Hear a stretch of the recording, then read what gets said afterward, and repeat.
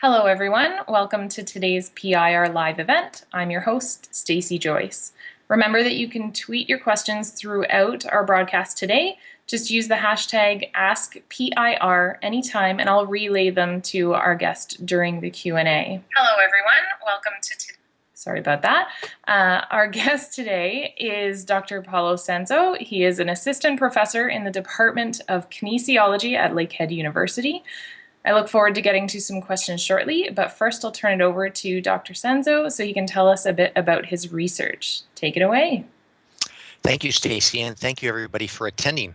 The title of my presentation today is The Clinical Use of Shockwave Therapy and Therapeutic Taping.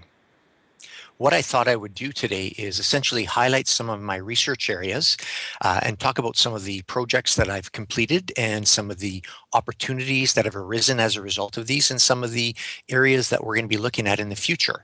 Now, as Stacey said, my background is I'm a physiotherapy clinician. I'm also an assistant professor in the School of Kinesiology at Lakehead University and at the Northern Ontario School of Medicine. My area of research is primarily clinical research. And really what I look at areas of rehabilitation and sports medicine and biomechanics. Now, biomechanics is essentially looking at the way that individuals move. And essentially what I try to do is I apply this to the upper extremities, the lower extremities, and different injuries that can occur in the back region as well. Now, my talk today is specifically going to focus on shockwave therapy as well as taping. Now, what I try to do with my research is essentially I use a variety of pieces of equipment. Sometimes we use force plates that measure sort of the different forces that are applied to the body. We sometimes use electrodes that are applied over muscles, or we sometimes use needle electrodes that we actually put into the muscles themselves under the skin to measure the electrical activity in that muscle. We also use a variety of videotape analysis to try to determine how individuals perform these different tasks and movements. My first question for you guys is extracorporeal shockwave therapy. That's one of the key things that I look at from a research perspective. And the question that I have is, what is it?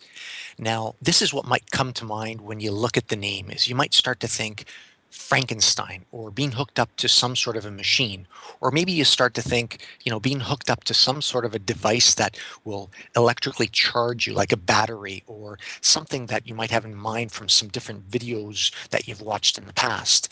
But really what should come to mind is Top Gun and Tom Cruise. Now, I might be dating myself in terms of my age with this. Really what I want you to think about is fighter jets. If we look at shockwaves are essentially sound waves. They're not electrical at all. And actually, you notice them in your day-to-day activities. And the reason why I referred to an airplane was that when a fighter jet flies at a very, very high speed, faster than the speed of sound, it generates a shockwave. Other examples that you might be more familiar with are I want you to think if there was a thunderstorm in your neighborhood and the clap of thunder is very close to your house and your entire house shakes afterwards. That's essentially caused by a shockwave. This is something similar that occurs with an earthquake. You might be miles and miles away from that earthquake and where the center of the earthquake is, but things rattle in your home or in the building that you're in. We can have the same effects with the bang that's associated with an explosion, or if you're listening to really, really loud music. For example, if you are attending a rock concert, the sound waves are generated and propagated via shock waves. Now, these were discovered essentially during the Second World War. And essentially what happened was that individuals that were hiding or individuals that were on submarines or ships, they sustained injuries after bombs would land in the water very near to where they were. And individuals looked fine, but inside they had a variety of different injuries that occurred. And it was thought that these injuries were caused by shock waves. Now, this was then looked at from a research perspective in the 50s, and experiments were done on ceramic plates within water. And essentially what happened was that one of the researchers, by accident, actually touched the plate while they generated the shockwave, and they felt this strong sensation, and hence it was started to be applied to medical applications.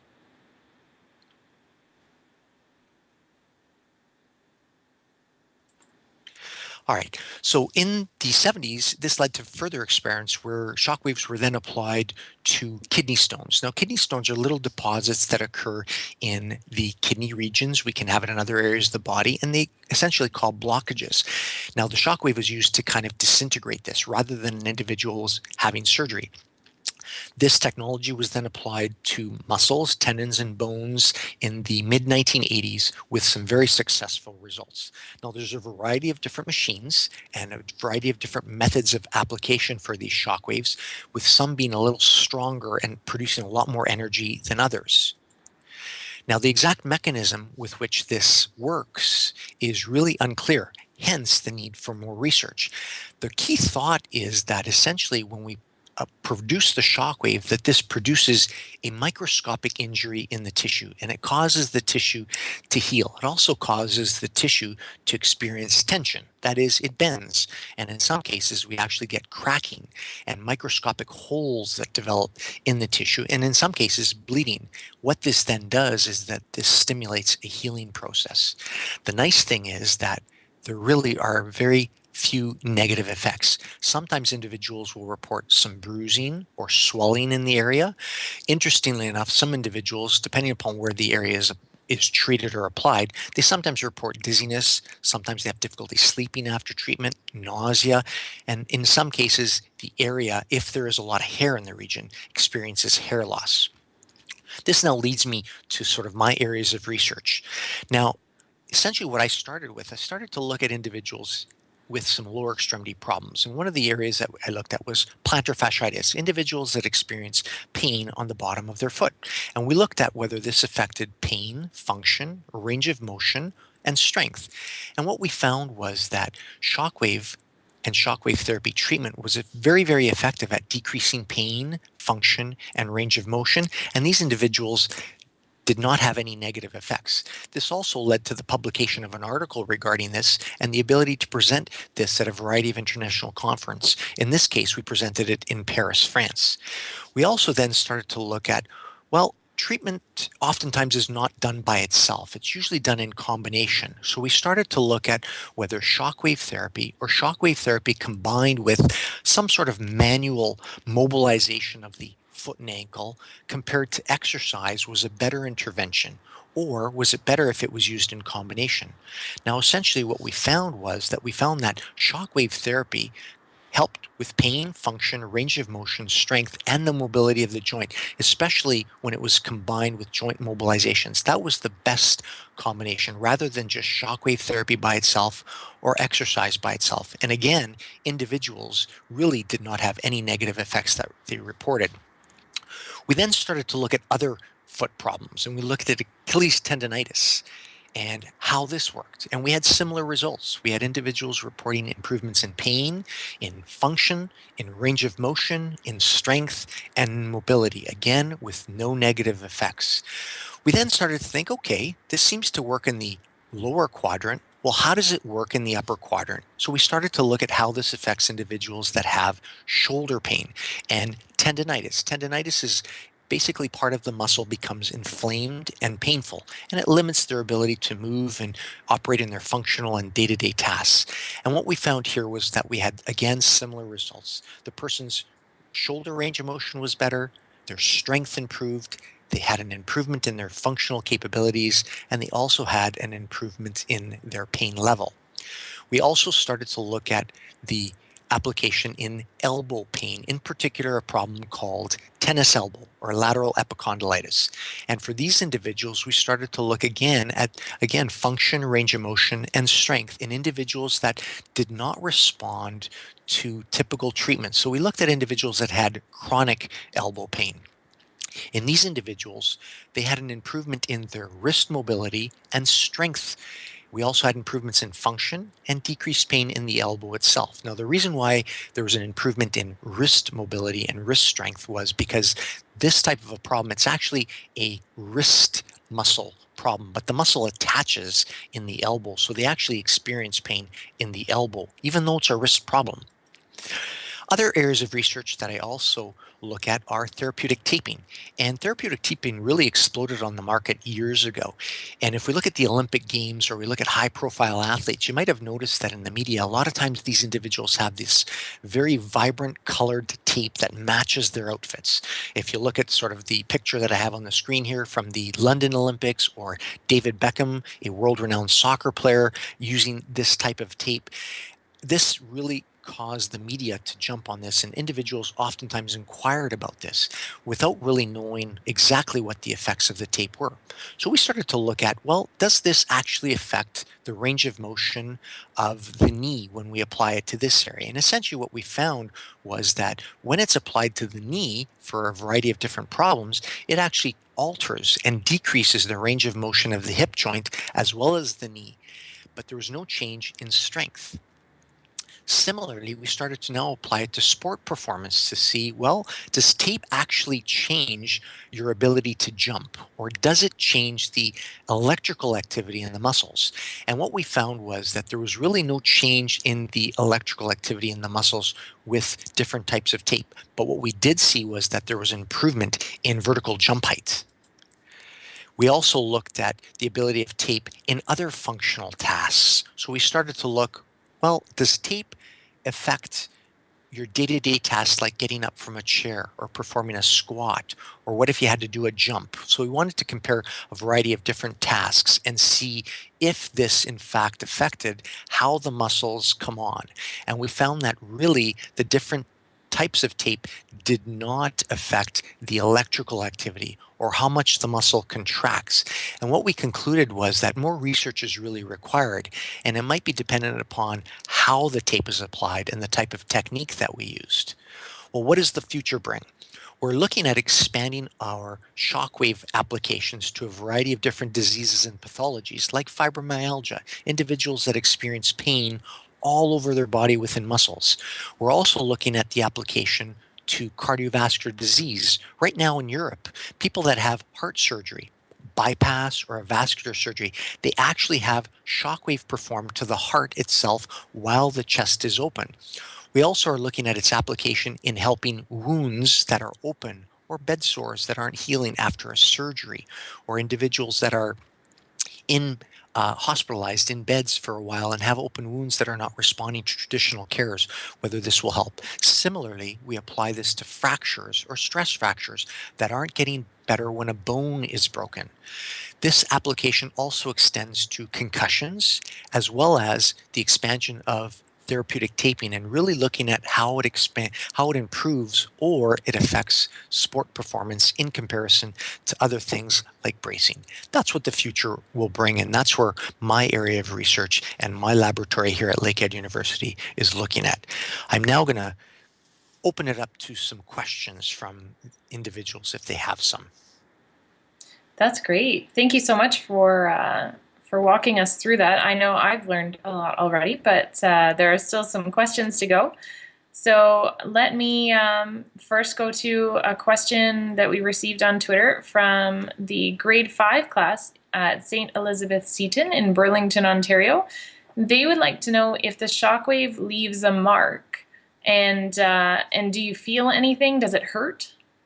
So those are great questions. So the first part, does it leave a mark? It usually does not leave a mark as in a bruise or something that's permanent, but the area overlying the skin can become red.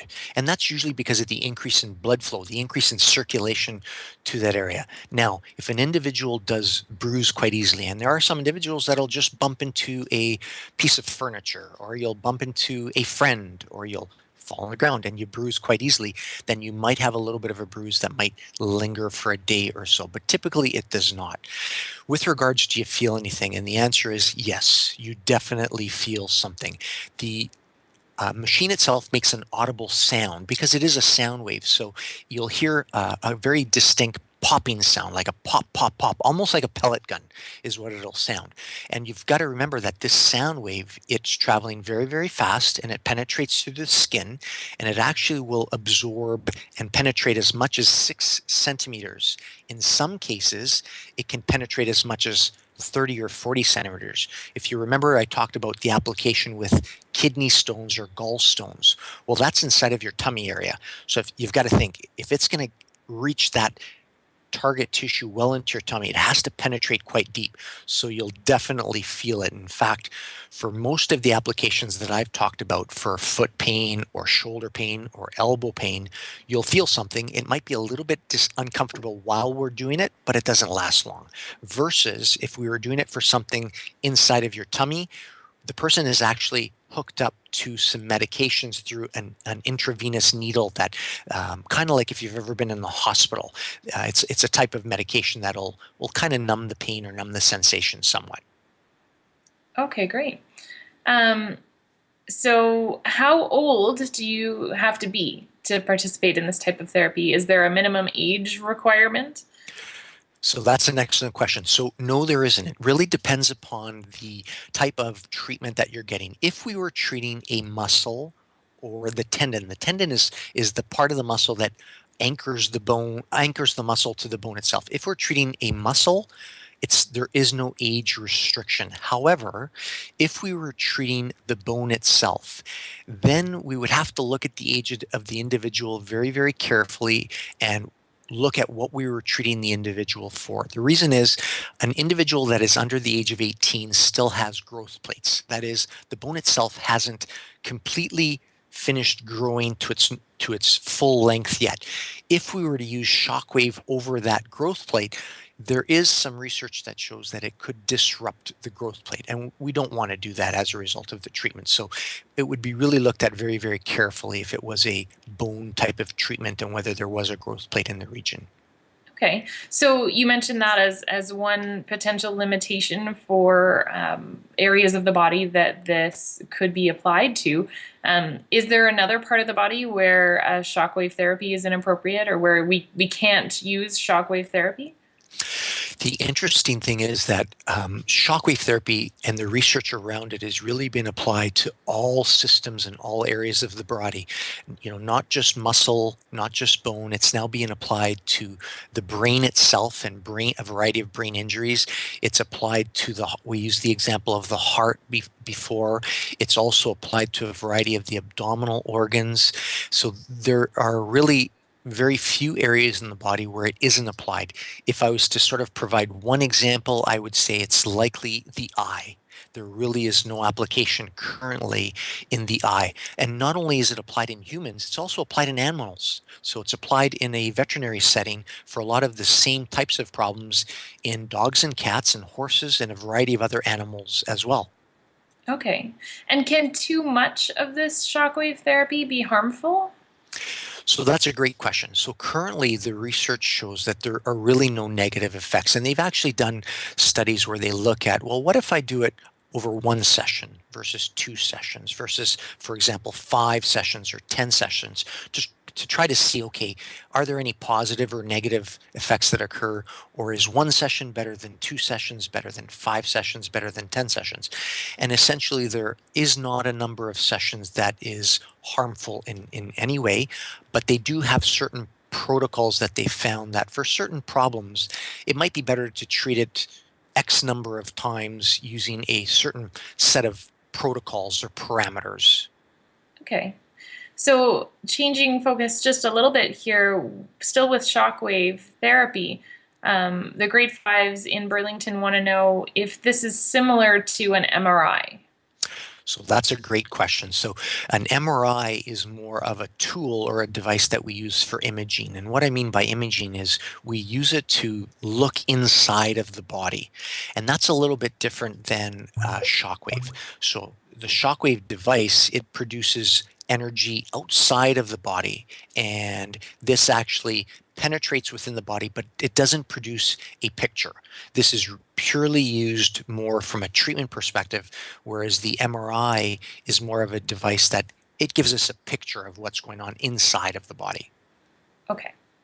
So, I have another question from these grade fives. They have lots and lots of great questions for you today. They would like to know how you tell, as someone who is providing this shockwave therapy treatment, how do you tell if you're getting the bone or the muscle with your treatment? So that's an excellent question. So again, if and this kind of relates back to your previous question about the MRI. So in some cases, if we're really trying to target a very, very specific area, we oftentimes will combine it with some sort of a device that will give us a picture. In this case, we don't use MRI, we use ultrasound. And ultrasound is a device kind of like MRI that gives us a picture. And I think the example that I'll give to people is if you think when either your mother or your family member was pregnant and they had a baby growing inside of their tummy, sometimes they'll have to go for an ultrasound. And essentially what they'll do is put a little bit of jelly in the area, and they use a little device that gives us a picture of the image on a television screen or on a computer screen. And what we'll sometimes use with the shockwave is that if we are trying to target a very specific area, we'll use the imaging simultaneously so we can picture and see where we're trying to treat on the computer screen, and at the same time we can see the shockwave actually entering within the body, and that helps us to try to be really specific to where we're trying to treat. Excellent. So I'd like to move over a bit to talk about some of the other things that you mentioned, including the therapeutic taping. But while you were talking about therapeutic taping, you mentioned electrical activity in the muscles. How does that work, that we have electrical activity in our muscles? Yeah, so if you think about what a function of a muscle is, a muscle essentially helps to generate movement. It is attached to a bone and it allows the individual to be able to move. It also generates power, strength. Now, in order for it to do that, to generate movement, to generate power, essentially, it requires the brain's input. And the way that the brain communicates with the muscle is via an electrical impulse, kind of like a plug-in into a wall outlet. What I want you to think about is think about the brain sort of being the computer or the hard drive. It's what makes all of the decisions, but it has to tell the muscle what to do. So essentially, the way that it does that is via an electrical impulse that travels down the spinal cord in your back, and it travels to the muscle, telling the muscle, hey, muscle, I want you to contract or generate power, or I want you to move. And what the muscle does is it responds back to it via an electrical impulse. So it's kind of like you and I are communicating now with words. The way that the brain and the muscle and other areas of the body communicate is via electrical impulses. And this machine or this device that I was talking about earlier, it measures how much communication or how much electrical activity is occurring in the muscle and whether the tape actually changed that. Okay. And so that brings me to a question again from these curious grade fives in Burlington, Ontario. They'd like to know if it's possible to have a prosthetic brain or part of the brain be an actual prosthetic. So that's a great question, and I wish I could answer yes to that in terms of the brain. There's a lot of prosthetics that we can make for other regions of the body, but currently not in the brain itself. The brain is a pretty remarkable organ and a very complex organ that even though we're getting better and better at understanding things, it's still so complex that we really don't have a good understanding of all of the intricacies or just all of the wonderful things that it can do. And as a result, we haven't really developed a prosthetic or some sort of a device that can replicate or do the job of the brain. A lot of prosthetics that we can use for replacing an arm that's been injured or a leg that's been injured, but not the brain. Okay. So you've also mentioned before that you do some research with concussions. So what exactly is a concussion? And why is it sometimes recommended that if someone has suffered from a concussion, that they may need to remain awake, or someone might have to wake them up every hour or something like that? So concussions are really common. I'm sure most people have heard about it now because it's really on the news a lot, or we see it in the um, on a variety of different media outlets talking about different individuals that have sustained concussion. And essentially, a concussion is described as a mild injury that occurs to the brain, and it can occur from a variety of different things. A lot of times people think that it has to be some sort of a major traumatic event or a really big fall, and it doesn't. It can be something very, very simple. And we've even seen it in things such as heading a soccer ball, something that some people probably in that grade 5 class participate quite regularly. Sometimes if you hit the ball incorrectly, that can produce a concussion. Or you may fall and actually strike your head against the ground. Or maybe you play some sort of a contact sport, maybe some sort of martial arts, or you play hockey, or you play football, and you collide or you get tackled by an individual. Well, the brain sits within the skull, and the skull being very, very hard, made out of bone, its job is to protect it. But the brain sits within some fluid to try to kind of allow it to move and to protect it. Well, what ends up happening is that the brain kind of slides around and it sometimes bangs around against the skull, and it causes an area of the brain to become injured, and it produces some of the symptoms that people will feel when they have a concussion. So what would those symptoms be? What would be able to alert someone to the fact that they've had a concussion? Yeah, sometimes, and that's the tricky part, and that's really what makes it difficult sometimes to even understand that you've had one. Probably the biggest thing is that you have a headache, but people don't always experience headaches. Sometimes you just feel confused, you don't feel yourself. Sometimes an individual might be a little bit irritable. Sometimes they feel like they try to go back to that activity or that sport or that job, whatever it is that they're trying to do, and they just can't concentrate, or they just have a real difficult time in doing it as well as they normally would do. And especially if you had some sort of an event or something that happened where you did have some sort of a blow to the head, that might be the result of this concussion. And those are some of the things that you might experience. Okay. So if someone does experience a concussion, or perhaps a friend is trying to give some aid to someone who has a concussion, what is your research pointing to as the best way to recover from a mild concussion? And I think before we even talk about sort of how to recover, the first thing is if you're suspicious or you think somebody has had a concussion, is that we need to make sure that they are examined by a physician. So we want to make sure that nothing else has happened. That's the first and foremost thing. The next thing is once that doctor has indicated that, yes, this is a concussion, usually the best way to recover from a concussion is rest. And rest doesn't mean you have to kind of lay on the couch. It's actually physical rest as well as cognitive rest, meaning that you have to let your brain rest. You have to avoid being on the computer. You have to avoid watching television. You have to avoid playing video games, playing on your telephone, for example. So you have to let your brain rest as well as physically rest. Most of the times when individuals that have had a concussion rest, 90% of the time they recover within 7 to 10 days. So rest is usually the best way to recover from a concussion. Okay, and one more question I want to squeeze in here from our grade fives at St. Elizabeth Seton in Burlington. They'd like to know what could happen if you sleep for a long time when you have a concussion. So sleeping is not a bad thing after a concussion. The reason why they sometimes, let's say I just sustained a concussion today, the reason why they ask that that individual is awoken that first night after the concussion is they want to make sure that there isn't anything that was missed. And sometimes what happens is that when your brain is injured, it will swell. And when it swells, it could cause you to suffer some very, very serious consequences, even death in some cases. And they want to make sure that that's not happening, because otherwise they have to do certain things to the brain to try to reduce that swelling. So by waking the individual up frequently, that makes sure that the person is okay.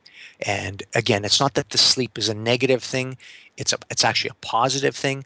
But the first night we wake them up repeatedly just to make sure that they're okay, that things haven't gotten any worse or that the swelling hasn't increased. Okay, that makes sense then. So I'd love to keep asking you questions, but that's all the time we have for today. So thank you again to all of our live stream viewers, and of course to you, Dr. Paolo Sanzo, for sharing your expertise and answering our questions today. Thank you very much for the opportunity, and I look forward to speaking again with you guys in the future. Great. So just quickly, our next PIR live event is Thursday, June 16th, when we'll talk with a space engineer about his experiences and what it really means to be an engineer of any type. Thanks for joining us today, and we'll see you next time. Bye, everybody.